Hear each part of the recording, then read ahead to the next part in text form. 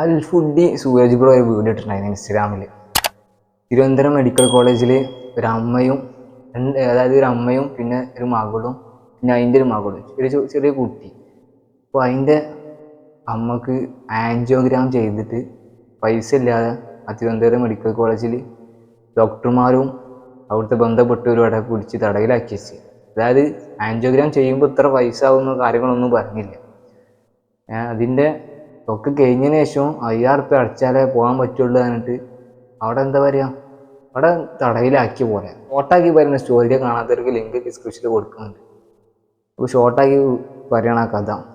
അങ്ങനെ സൂരജ് ബ്രോ അവിടെ 11 മണിക്ക് ഈ വിവരം അറിഞ്ഞിട്ട് എത്തുകയാണ്. അപ്പോൾ എത്തിയിട്ട് ഈ വീഡിയോ ഒക്കെ ഷൂട്ട് ചെയ്തിട്ട് മറ്റുള്ളവരെ അറിയിക്കുകയാണ്. അപ്പോൾ നിങ്ങൾ പറയും എന്താ പറയുക, പ്രസനം കാണിക്കുക എന്നൊക്കെ പറയും. ആയിക്കോട്ടെ, എങ്ങനെ ആയാലും ചില യൂട്യൂബേഴ്സെങ്കിലും ഇതുപോലെ സഹായിക്കുന്നുണ്ടല്ലോ, കണ്ടന്റിന് വേണ്ടിയിട്ടെങ്കിലും അങ്ങനെ ചിന്തിക്കുക.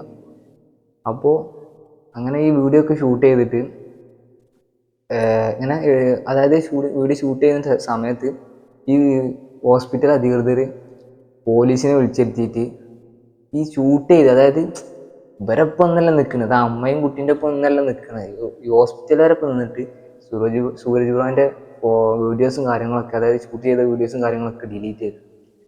എനിക്ക് ആശുപത്രിക്കാരെക്കാട്ടും ദേഷ്യം തോന്നി പോലീസുകാരോടാണ്. എന്താ പറയുക, പരന്നാരോന്ന് വേണം പറയാം.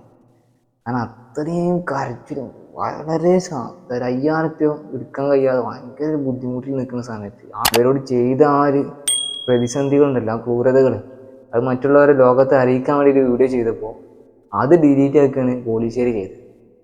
ആ കാര്യം എന്താണെന്ന് അന്വേഷിക്കുകയും ചെയ്തിട്ടില്ല. അതിനെക്കുറിച്ച് നിങ്ങൾക്ക് എന്താ അഭിപ്രായം വെച്ചാൽ ജസ്റ്റ് ഒന്ന് കമൻറ്റ് ചെയ്യും. ഈ ഒരു വിവരം അറിഞ്ഞിട്ട് രാത്രി 11 മണിക്കാണ് ആ ഹോസ്പിറ്റലിൽ എത്തുന്നത്. എന്തായാലും നമ്മൾ ആ ഒരു നല്ല മനസ്സ് ഒരിക്കലും കാണാതെ പോകരുത്.